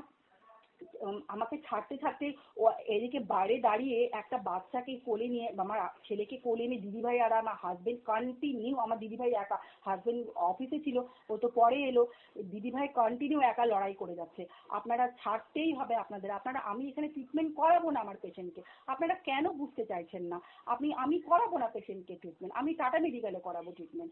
ওরা কিছুতেই ছাড়বে না। তারপরে দুজনে এক প্রকার যুদ্ধ করে রাত্রি, তখন বাজে 8টা, আমাকে অ্যাম্বুলেন্স ছাড়লো। ছেড়ে আমি অ্যাম্বুলেন্সে কিছুতেই যাব না, আমি সেই হুইল চেয়ার করে আমাকে আমাদের গাড়িতে করে টাটা মেডিকেলে নিয়ে গেল। ওখানে আমার ডক্টর সবকিছু রেডি করে রেখেছিল, ইমার্জেন্সি বেড ফেড সব রেডি করে রেখেছিল, আমাকে ইমার্জেন্সিতে ভর্তি করা হলো। আবার শুরু হলো শ্রেয়া, রাত্রি 10টা বেজে গেল, আবার যুদ্ধ শুরু হলো। ওখানে গিয়ে তারপরে ওই হাজবেন্ড, ওই যে আমাদের ভর্তি করে দিদিভাই, বাচ্চাটা ছোট, বাচ্চাটাও কাঁদছে খিদে, দিদিভাই রিজু ও বাচ্চাটাকে নিয়ে বাড়ি চলে এলো, হাজবেন্ড রয়ে গেল হসপিটালে। সেকেন্ড অ্যানিভার্সারি ছিল শ্রেয়া, জানো। তারপরে হসপিটালে আমি, আমার হাজবেন্ড আমাকে স্ট্রেচারে করে একবার এইদিকে নিয়ে যাচ্ছে, যে যখন যা বলছে এমআরআই করতে হবে, সাথে সাথে বন্ধ হয়ে যাবে, দৌড়োতে দৌড়োতে গিয়ে প্লিজ বন্ধ করবেন না প্লিজ, নইলে আমার ওয়াইফের ট্রিটমেন্টটা স্টার্ট হবে না, এমআরআইটা করতে হবে প্লিজ আপনি, মানে উনি চলে যাবে আর কি। তখন তো রাত্রি অলরেডি 9:30 9:45 বাজে, উনি চলে যাবে। তাও আবার সে রিকোয়েস্ট করে করে ওনাকে করানো হলো, স্ক্যান হলো। তারপরে হয়ে আমাকে তো সমস্ত রিপোর্ট নিয়ে ডক্টর সকালবেলা এলো, রাত্রেবেলা গেল, সকালবেলা এলো। সকালবেলা ডক্টর এসে আমাকে বলছে, না তোর তো কিছুই আমি খুঁজে পাচ্ছি না, কিছুই এসেনি, তুই এক কাজ কর তো, এই টেস্ট কর, পেট স্ক্যান, ব্রেন এমআরআই, হ্যাঁ, তারপরে কি ওই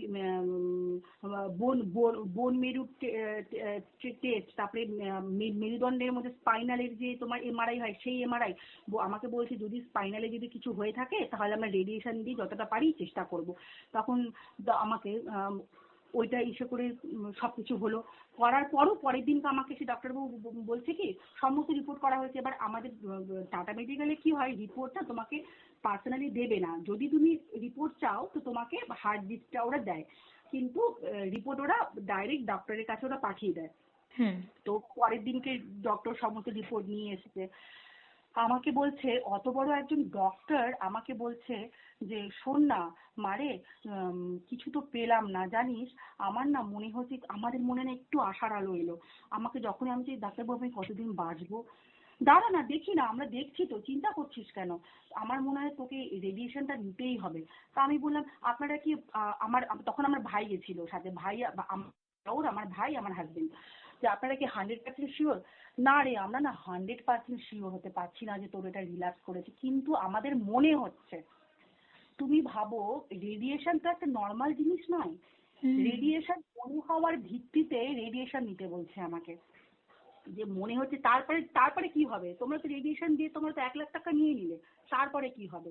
তাই তো। 3 হ্যাঁ, মানে 3 জিনিসটা শিওর না হয়ে কি করে এইভাবে সাজেস্ট করা হ্যাঁ, যায়? হ্যাঁ।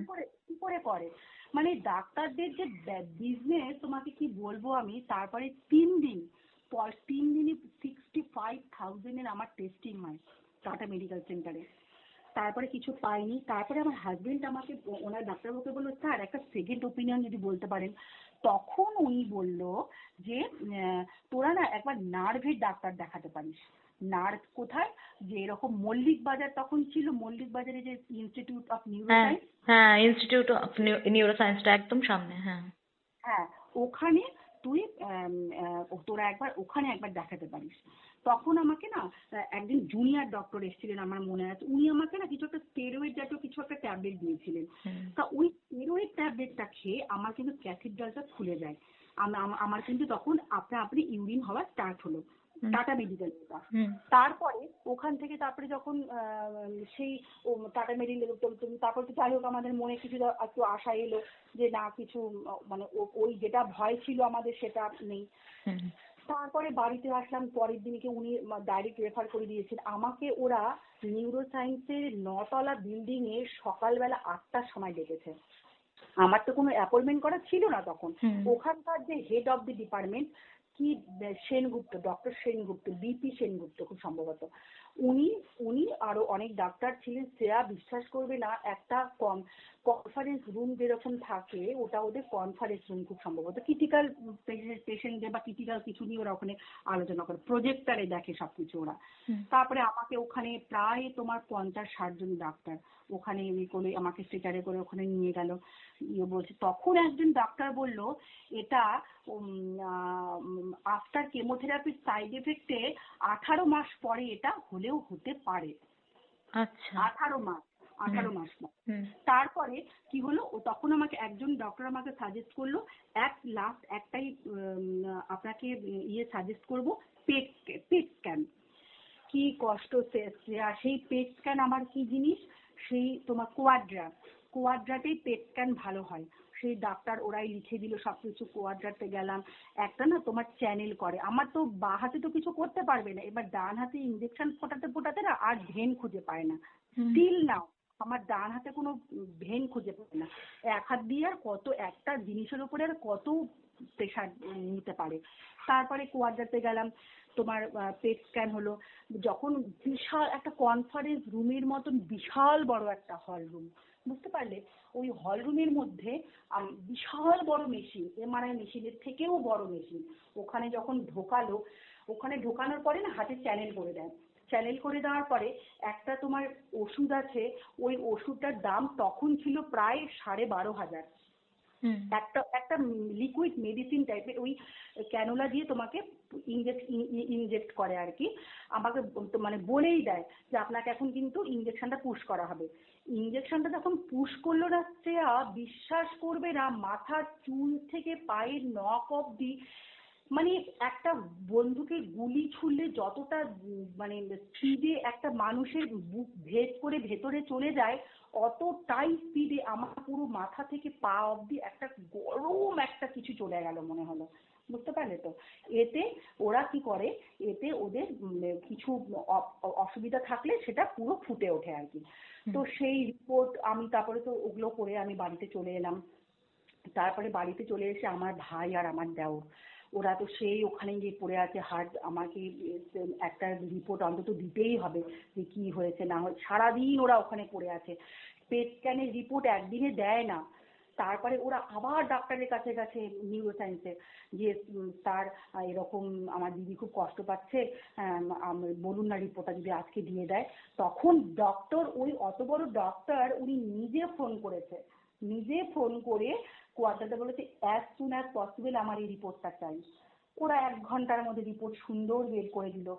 বের করে দিয়ে ওরা নিউরো সায়েন্সে এলো। নিউরো সায়েন্সে এসে তখন ডাক্তার, ওখানে অনেক ডাক্তারের বোর্ড মিটিং বললো যে না, চিন্তার কোনো কারণ নেই, যেটা আমরা ভয় পেয়েছিলে তোমরা সেটা নয়, এটাকে বলে হচ্ছে সার্ভাইকাল মাইলোপ্যাথি। আমার আরেক অসুখ শুরু হলো, বুঝতে পারলে? আচ্ছা সার্ভাইকাল মাইলোপ্যাথি ওটা কি জিনিস? ওটা হচ্ছে তোমার আমাদের যে মেরুদণ্ডের যে L5 L6 এরকম মানে বোন থাকে না, হুম ওই হুম বোনের মধ্যে কিছু একটা ফ্লুইড জমে নিচের নার্ভ গুলোকে কম্প্রেস করেছিল। যার জন্য কি হয়েছে, নিচের নার্ভ গুলো আমার অকেজো হয়ে গেছে, নিচ পোর্শনের আমার পুরো। আর নিচ পোর্শনটা না, ডিসেম্বর মাসে আমি ভর্তি হই নিউরো সায়েন্সে, টাটা মেডিকেল থেকে নিউরো সায়েন্সে। নিচ পোর্শনটা না ঠান্ডা, বিশ্বাস করবে রাত্রি, হ্যাঁ 3টে 4টে কম্বল। হ্যাঁ আমার পায়ে তো কোনো সেন্স নেই, যদি কেউ পায়ে আমার পুড়িয়েও দেয় না তবুও আমি বুঝতে পারবো না। এবার আচ্ছা নার্সটা গরম জলের ব্যাগ দিতে আমাকে ভয় পাচ্ছে, যদি পাটা পুড়ে যায়, কারণ আমার তো পায়ে কোনো সেন্স নেই। হুম তারপরে যাই হোক ওখান থেকে, যাই হোক সবার মনে একটু আশার আলো আসলো, সবাই খুব খুশি আমরা। তারপরে ওখান থেকে, কিন্তু আমার যে শারীরিক কষ্ট যে আমি, তখন আমার না জানো তো এই মানুষগুলোর মুখের দিকে তাকিয়ে না, তখন আমি আর শারীরিক কষ্ট আমার আর কিছু কষ্ট মনে হয়নি। তারপরে 25শে ডিসেম্বর আমার মনে আছে, 25শে ডিসেম্বরের আগে আমি অ্যাডমিট হয়েছিলাম।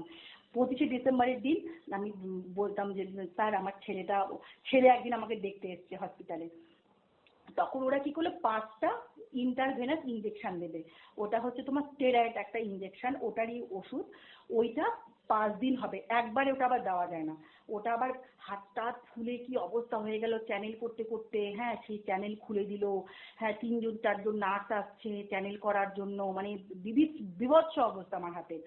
তারপরে যাই হোক, তারপরে ডক্টর বললো যেরকম, স্যারকে বললাম স্যার 25শে ডিসেম্বর ক্রিসমাসে আমার ছেলে খুব আশা করে আসছে, ওর মামা যাবে, ওকে ওকে ক্রিসমাস ট্রি কিনে দেবে, ওকে স্যান্টা গিফট দেবে ওকে বলেছে। আমার ছেলে একদিন এসছে, তখন প্রচন্ড দুষ্টু ছিল শ্রেয়া, 2.5 বছর 3 বছর বয়স ওর।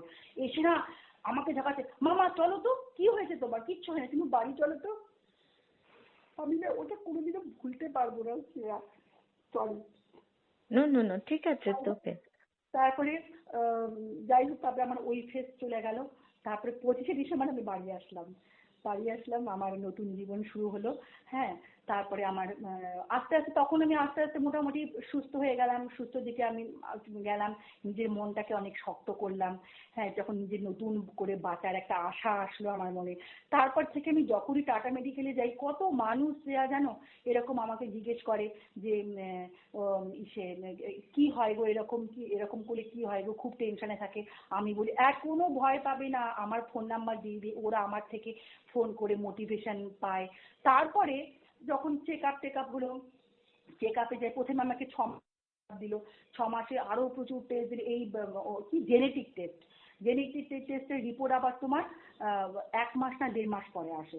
তারপরে জেনেটিক টেস্ট হলো, টেস্ট হওয়ার পরে তারপরে আমাকে তখন বলল যে আমাদের ওভারি থেকে B12 বলে কিছু একটা হরমোন আছে, ওই হরমোনটা আমার জন্য খুব ক্ষতিকারক।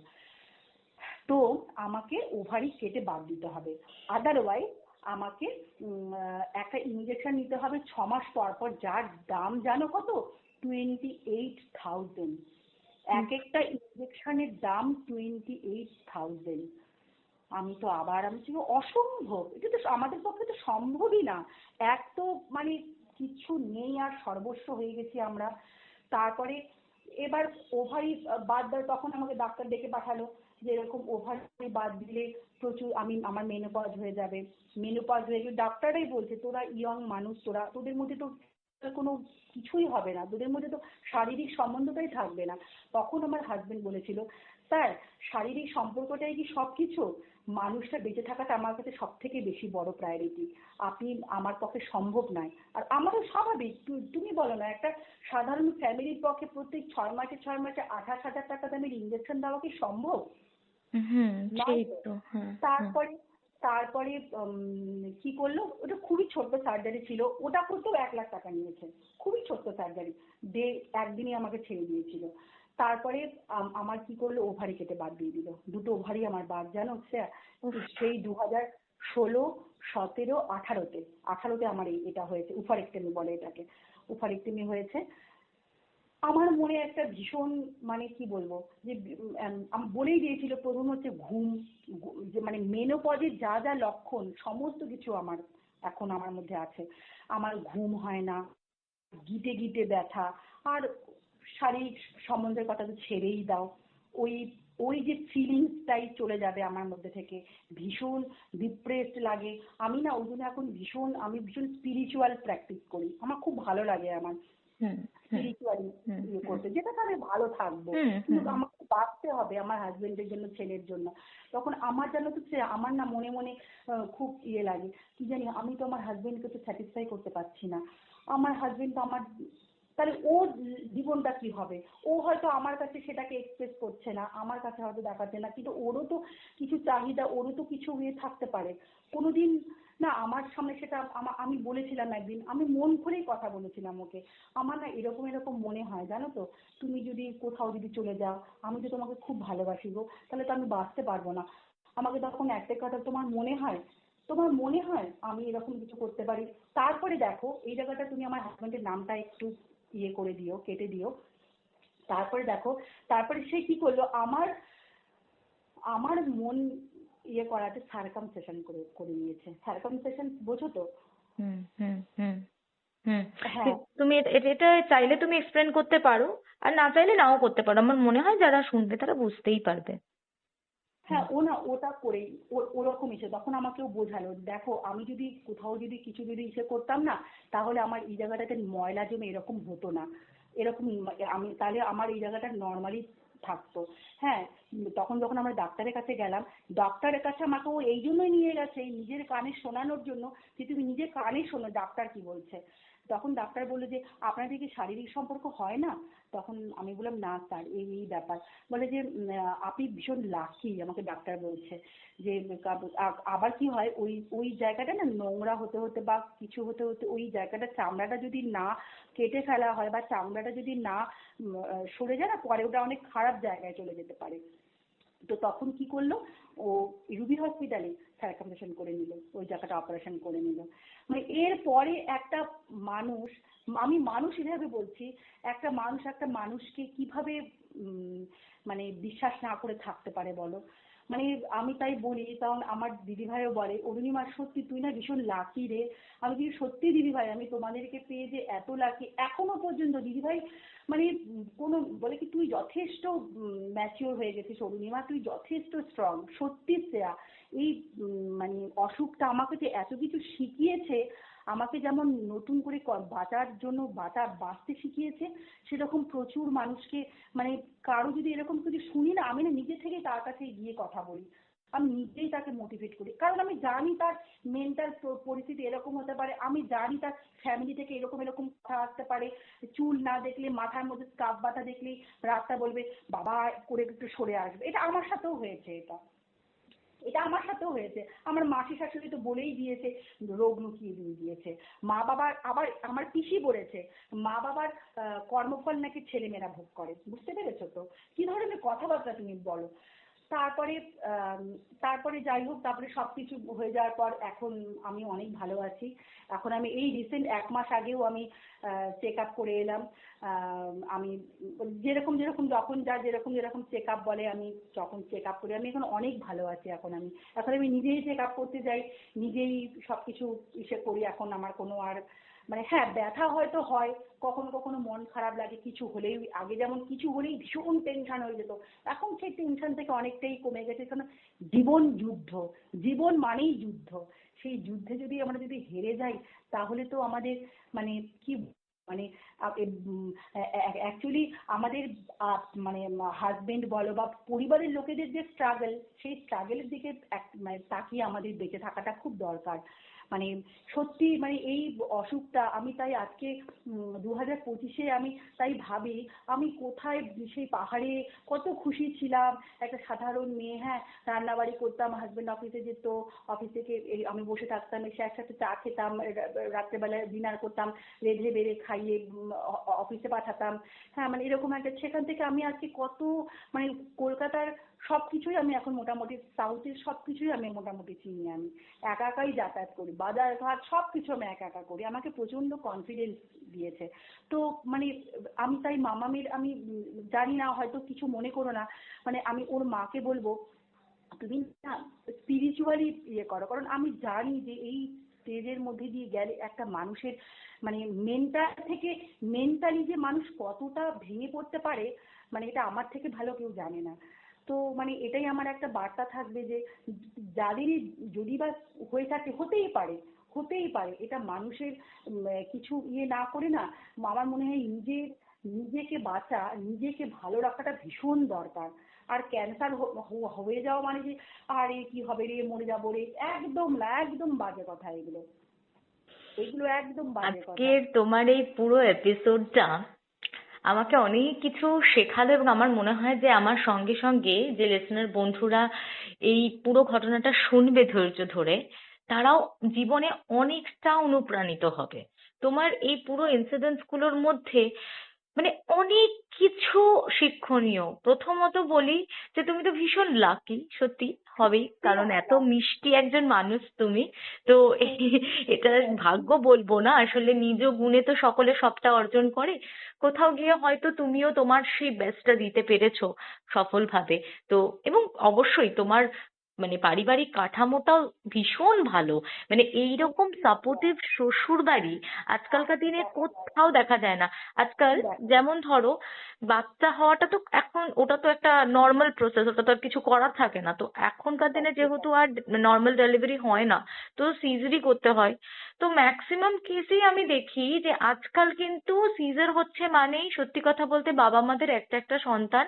অধিকাংশ ক্ষেত্রেই তারা তাদের মেয়েকে নিয়ে ওভার কনসার্নই থাকে, এবং বিশেষত শ্বশুর বাড়িও একটা অলিখিতভাবে ধরেই নেয় যে বাচ্চাটা হওয়া থেকে শুরু করে এবার তার ওই পোস্ট কিছুদিনের তোমার ওই 2-3 মাসের যে সময়টা আর কি, পোস্ট ডেলিভারি, তো ওই টাইমটা তার মানে ওরা থাকবে বাপের বাড়িতেই থাকবে। বাচ্চা একটু ঝরঝরে হয়ে গেলে, একটু বড় হয়ে গেলে শ্বশুর বাড়িতে আসবে। মানে বেসিক্যালি এই দায়িত্বগুলো সঠিকভাবে কেউ নিতে চায় না, যেগুলো মানে খুব মানে কি বলবো আমাদের জীবনের নেসেসিটি। কিন্তু তোমারটা তো একেবারেই অন্য রকমের একটা পরিস্থিতি, সেখানেও এতটা সাপোর্ট, মানে এটা অকল্পনীয়, এটা অকল্পনীয়। সত্যি তাই। এমনকি জানো যখন আমার বাচ্চাটা হলো, এমনকি ও না ওকে যে আয়া মাসি থাকে না হসপিটালে, ও হুম আয়া মাসি করেও থাকতো না জানো তো। ওই আমি 4 দিনের মাথায় ছুটি পেয়েছি, 4 দিন আমার হাজবেন্ড আমার সাথে, আমার আমার নার্সিং হোমে আমার সাথে আয়া মাসির করে যাই না। ওই 4 দিন ওই ওই বাচ্চাকে খাওয়াচ্ছে, ওই বাচ্চাকে আমার পাশে এনে দুধ খাওয়াচ্ছে, ওই বাচ্চাকে টেক কেয়ার করছে, ওই আয়া মাসির করে গেলেই চিৎকার। মানে আয়া মাসিকে 4 দিন আমি এমনি এমনি শুধু পয়সা দিয়েছি। মানে এরকম আর কি। দিদি ভাই আর আমার না, এটা হাজবেন্ডই সব। ভীষণ ইউনিক পার্ট আমার পুরো লেগেছে ইনসিডেন্টের মধ্যে, যে কারণ ননদ কাউকে নিঃস্বার্থভাবে এইভাবে সাপোর্ট করতে পারে। এটা কিন্তু মানে খুব রেয়ারলি দেখা যায়। হয়তো সত্যি কিছু কিছু মানুষ হয় এরকম, ওনার মানসিকতাকে আমি স্যালুট জানাই। উনি প্রকৃতপক্ষে নিজের ভাইকে ভীষণ ভালোবাসেন, ভাইকে ভীষণ ভালোবাসেন বলেই কিন্তু ভাইয়ের বউয়ের প্রতিও সে এতটা যত্নশীল। আদতেই যারা নিজের ভাইকে জেনুইনলি ভালোবাসে, তারা তার ভালোবাসার মানুষটাকে কখনো ইগনোর করতে পারে না। তো আমাদের সোসাইটিতে এটা খুব বিরল। তারা মুখে তো বলে খুব ভালোবাসি, কিন্তু ভালোবাসার বহিঃপ্রকাশটা অন্যরকম হয়ে যায় তখন, সেটা খুব টক্সিকে পরিণত হয়। আর মানে আরেকটা জিনিস যেটা আমার না বললেই নয়, সেটা হচ্ছে তুমি সত্যি ভাগ্যবতী, এইরকম হাজবেন্ড তুমি তোমার লাইফে পেয়েছো।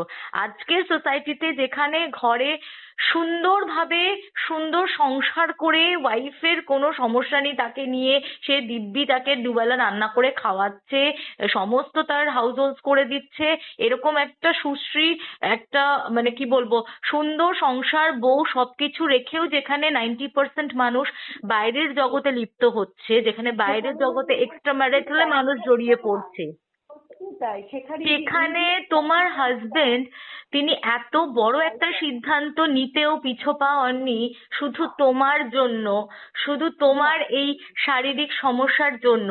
এটা এটা কি বলবো, তোমার বিশাল গড গিফট তোমার কাছে তোমার হাজবেন্ড, এটা গড গিফট। আমার মানে মনে হয় যে আজকে যারা শুনছে তারা সর্বতোভাবেই বিভিন্ন অ্যাসপেক্টস থেকে অনুপ্রাণিত হবে তোমার এই ইনসিডেন্ট গুলো জানার পরে। এবং তাই সর্বোপরি বলি যে তুমি অবশ্যই নিজের শুধু তো কপালে জোরে বলবো না, তোমাকেও প্রচুর এফর্ট দিতে হয়েছে। তুমি সাকসেসফুলি তোমার এই অত্যন্ত দুর্বিষহ জার্নিটাকে কমপ্লিট করেছো। আগামী দিনটা তোমার ভীষণ সুন্দর হোক। খুব ভালো থাকো দিদি। আমাদের সাথে তুমি যে শেয়ার করলে না, আমরাও ভীষণ রকম পরিতৃপ্ত হলাম, অনেক কিছু শিখলাম তোমার থেকে, জানো তো, যে কিভাবে এই সিচুয়েশনটা হ্যান্ডেল করব। আমি তো লিটারালি শিখি তোমাদের থেকে, বিশ্বাস করো, আমি তো শিখি। মানে আমার জন্য তোমরা ইন্সপিরেশন, যে আমি আমার কোনো কঠিন সিচুয়েশনকে কি করে হ্যান্ডেল করব, আমি তো শিখি তোমাদের থেকে।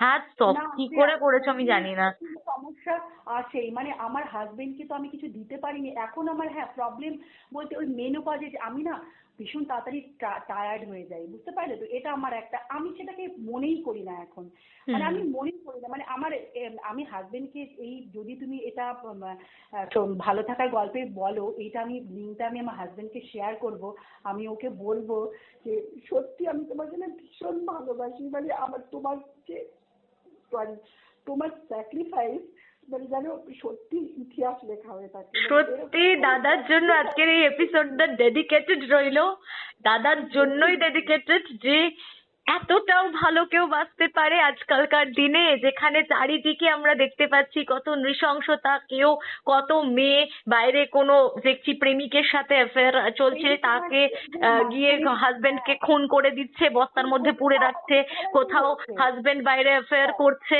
ঘরে বউকে চিট করছে, এই সবই তো চারিদিকে খবর ঘুরে বেড়াচ্ছে। তো এই জামানাতে এইরকম রিলেশনশিপ, এইরকম বন্ডিং, এইরকম সাপোর্টিভ, ও মাই গড, হ্যাটস অফ। মানে আজকের এপিসোডটা তো দাদার জন্য ফুললি ডেডিকেটেডই, এবং তোমরা এইরকম ভাবেই ভালো থাকো। আর বাই দ্য ওয়ে, তোমার ছেলে এখন কত বড় হয়েছে? আমার ছেলে ক্লাস 6-এ পড়ে। বলে বাবা, সেও বড় হয়ে গেছে একটু। সেও বড় হয়ে গেছে, সে পিপি বলতে এখনো মায়ের থেকে পিপি আর তার পাপার সাথেই বেশি মানে ক্লোজ আর কি। আর এই যে জানো তো কিছুদিন আগে যে তোমার ওই মেঘালয়ে মার্ডার কেসটা হলো না, ওটা আমাদের ওখানেই কিন্তু হয়েছে, তুরারই কোনো বাগমারা জঙ্গলে হয়েছে, জানো তো?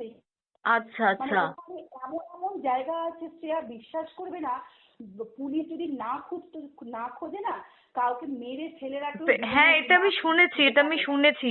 মানে আগে যিনি আমাকে তুরার থেকে গল্প পাঠাতেন, আমি তার মুখেই তুরার এইসব বিশ্লেষণ শুনেছি আর কি। হ্যাঁ, আছে আছে আছে, এরকমও জায়গা আছে, মানে মেরে রাখলেও ফেলে রাখলেও কেউ কোনোদিনও খুঁজে পাবে না।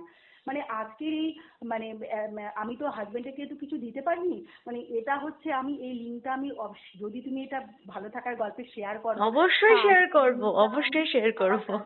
আমি আমার হাজবেন্ডকে পাঠাবো, যে মানে আমার তরফ থেকে এটা তোমার জন্য একটা গিফট, যে সত্যি আমি খুব ভাগ্য করে তোমাকে পেয়েছি, এবং আই এম সরি আমি তোমার জন্য কিছু করতে পারিনি, কিন্তু যতটা আমার ছেলেকে সরি যতটা আমার ছেলেকে, যতটা আমার ঘরে বা যতটা আমার দেওয়া সম্ভব, আমি পুরোটা আমার তরফ থেকে আমি চেষ্টা একদম করবো। দিদি, তুমি কেন দিতে পারোনি?